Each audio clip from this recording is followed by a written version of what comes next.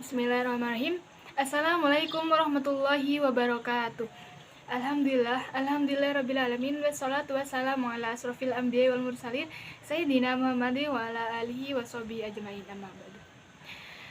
Perkenalkan, nama saya Laili dari kelas H21 NIM 2186 602053, Prodi PGSD Universitas Nahdlatul Ulama Blitar.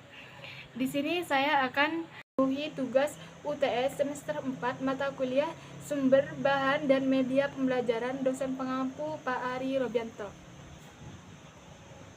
Di sini saya akan menjawab hal-hal apa yang perlu dipertimbangkan dalam pengembangan media pembelajaran. Jadi, pengembangan media pembelajaran terdapat beberapa prinsip yang harus dipertimbangkan dalam media pembelajaran. Nah, yang pertama ada prinsip efektivitas dan efisiensi. Nah, efektivitas yang dimaksud dalam pembahasan ini adalah keberhasilan pembelajar yang dapat diukur berdasarkan tingkat ketercapaian tujuan yang dapat dilihat setelah pembelajaran telah selesai. Nah, setelah dilakukan, sementara itu efisiensi merupakan pencapaian tujuan pembelajaran dengan sumber daya seminimal mungkin materi yang disampaikan melalui media ini. Nah, akan lebih lanjutnya itu mudah dipahami nantinya oleh siswa. Nah, selanjutnya ada prinsip tarif berpikir siswa. Nah, seperti yang kita ketahui bahwasannya media hanya berfungsi sebagai alat bantu di dalam kegiatan belajar mengajar. Nah, dalam hal ini media hanya sebagai sarana yang bisa memberikan pengalaman visual kepada siswa dalam upaya memotivasi belajar, memperjelas materi yang akan disampaikan kepada siswa.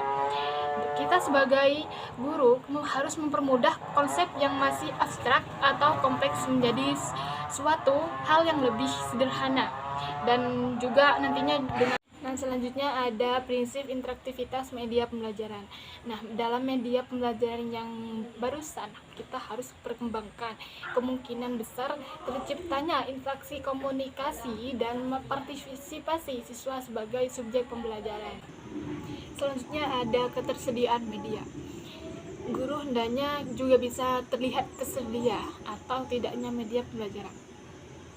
Nah, nantinya akan digunakan. Nah,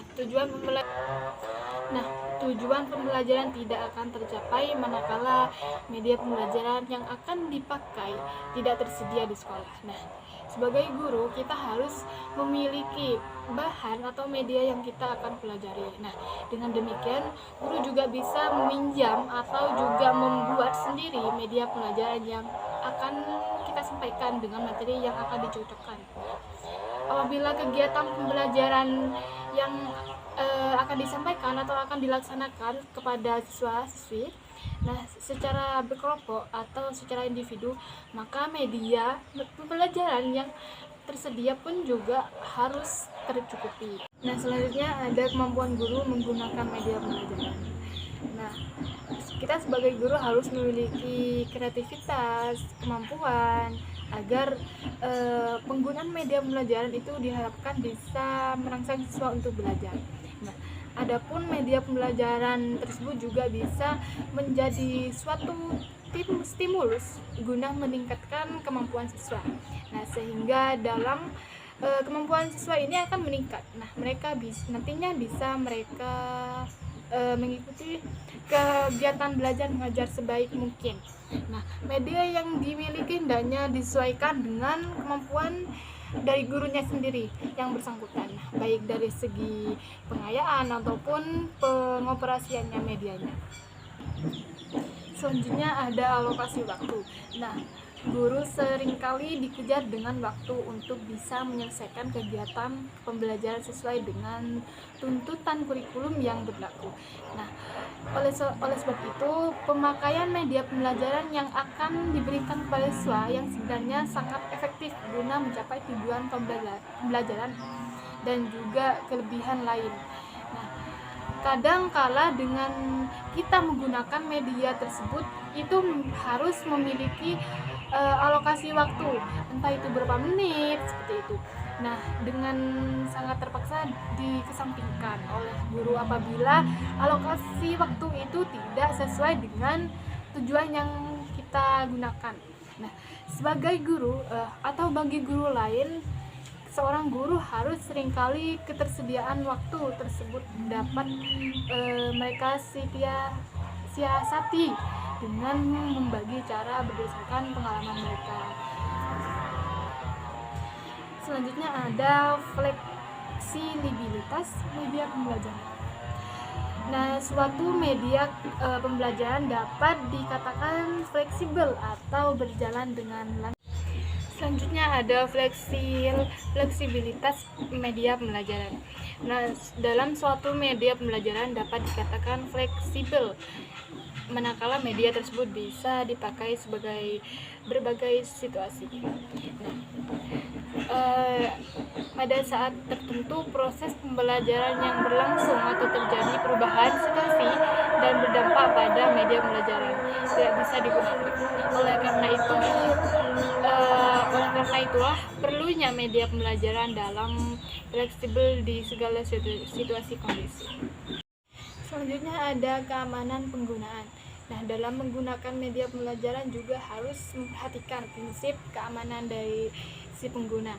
Apabila tidak hati-hati dalam menggunakan media tersebut, maka bisa menyebabkan kecelakaan tertentu. Contohnya bisa terjadi siswa terluka. Nah, dengan demikian media pembelajaran yang dipakai haruslah media yang aman, sehingga tidak terjadi hal-hal yang tidak diinginkan selama kegiatan belajar mengajar berlangsung. Selanjutnya saya akan menjelaskan pengertian audio visual dan audio. Nah, jadi media berbasis visual. Nah, itu contohnya seperti image atau perumpamaan ya. Jadi memegang peran yang sangat penting dalam proses belajar. Jadi media visual dapat memperlancar pemahaman, misalnya melalui observasi, struktur dan organisasi. Nah, itu memperkuat ingatan.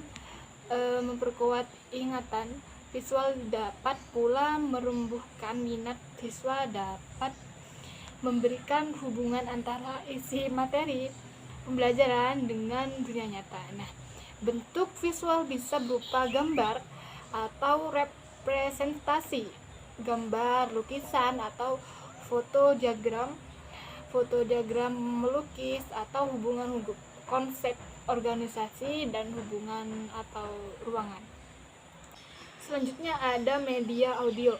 Nah, media audio yaitu media yang hanya dapat didengar saja atau media yang hanya memiliki unsur suara seperti radio, rekaman atau musik. Nah, media audio ini adalah ada yang mengandung pesan dalam bentuk auditif atau hanya bisa didengar, yang dapat merangsang pikiran, perasaan, perhatian, dan kemampuan para siswa untuk mempelajari bahan ajar. Nah, kok bisa? Nah, seperti itu. Media visual yang menggabungkan menggunakan suara yang memerlukan pekerjaan tambahan. Nah, untuk memproduksinya, dalam salah satu pekerjaan penting yang diperlukan dalam media audio visual adalah menulis naskah dan storyboard yang memerlukan persiapan yang banyak, rancangan dan penelitian. Nah, dalam visual ini berarti hanya membutuhkan gambar saja, seperti itu, gambar atau video. Nah, dalam pengertian media, meskipun media banyak ragamnya, namun kenyataannya tidak banyak jenisnya media yang dapat digunakan oleh guru di sekolah. Beberapa media yang paling akrab dan hampir semua sekolah memanfaatkan adalah hanya media cetak seperti buku, papan tulis. Selain itu banyak juga sekolah yang telah memanfaatkan jenis media lain seperti gambar, model, atau HP, proyektor, objek-objek nyata saja. Sedangkan media lainnya seperti kaset, audio, video, atau VCD, seperti film atau bingkai. Nah, itu masih jarang digunakan, meskipun sebenarnya sudah tidak asing lagi bagi kita semua sebagai guru. Namun demikian sebaiknya juga kita sebagai guru harus mengenalkan beberapa jenis media pembelajaran tersebut. Nah, hal itu dimaksudkan agar mendorong kita untuk mengadakan atau memanfaatkan media tersebut dengan kegiatan pembelajaran di kelas, seperti itu.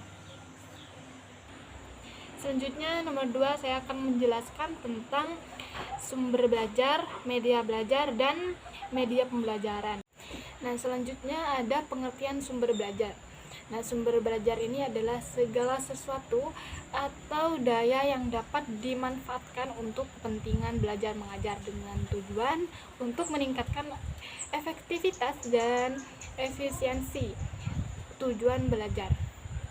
Nah, sumber belajar memang sangat banyak, misalnya alam sekitar dengan peristiwa manusia, dengan profesinya seperti buku, bahan, cetak, lainnya. Nah, walaupun sumber belajar demikian banyaknya, tapi masih saja sumber belajar itu hanya menyangkut masalah buku, bahan, cetak lainnya. Nah, untuk mengembangkan wawasan tentang pengertian sumber belajar, maka di bawah ini akan dipaparkan beberapa definisi yang dikemukakan oleh pendidik. Nah, dengan peran sumber belajar seperti guru, dosen, buku, film, majalah, laboratorium, atau peristiwa di sekitar. Nah, itu memungkinkan individu berubah dari tidak tahu menjadi tahu. Nah, itu termasuk sumber dari pembelajaran. Nah, sesungguhnya sumber belajar itu mempunyai arti yang luas, sebab segala apa yang bisa mendatangkan manfaat dan mendukung atau menunjang individu untuk berubah ke arah yang lebih positif, dinamis, atau menunjukkan siswa itu lebih semangat dalam belajar. Nah, itu termasuk sumber menuju perkembangan. Nah, bahkan proses atau aktivitas belajar pengajaran itu sendiri juga dapat disebut sebagai sumber belajar. Selanjutnya ada bahan ajar. Nah, apa bahan ajar itu?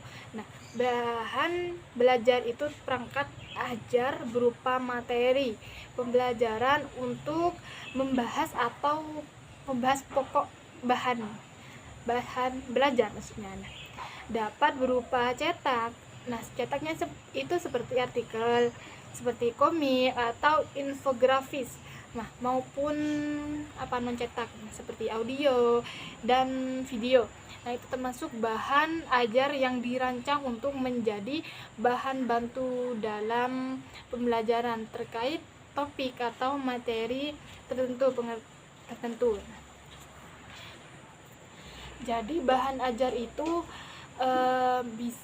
yang bisa membantu guru dalam proses belajar mengajar, yang bisa melaksanakan proses belajar di kelas. Nah, bahan tersebut bisa berupa bahan tertulis maupun tidak tertulis. Nah, kemudian ada yang mengatakan menurut Panen maksudnya bahan ajar itu adalah bahan-bahan untuk materi belajar yang disusun secara sistematis, yang digunakan guru dalam peserta didik dalam proses belajar mengajar. Nah, dalam proses bahan itu ada konsep, prinsip, kaidah atau teori yang tercangkup dalam pelatihan sesuai disiplin ilmu serta informasi yang dapat dikembangkan dalam belajar. Nah, bahan ajar ini disusun secara runtut dan sistematis serta menampilkan apa yang dikuasai siswa dalam kegiatan belajar mengajar. Dengan bahan ajar memungkinkan siswa dalam bahan belajar ini siswa dapat mempelajari suatu kompetensi secara. Jadi bahan ajar itu merupakan bagian paling penting dalam kompetensi seorang pendidik agar materi apa yang disampaikan oleh pendidik dapat tersampaikan dengan baik. Mungkin ini yang bisa saya sampaikan. Kurang lebihnya saya mohon maaf jika ada tutur kata yang kurang baik atau perkataan saya yang kurang menyenangkan. Saya mohon maaf yang sebesar-besarnya. Assalamualaikum warahmatullahi wabarakatuh.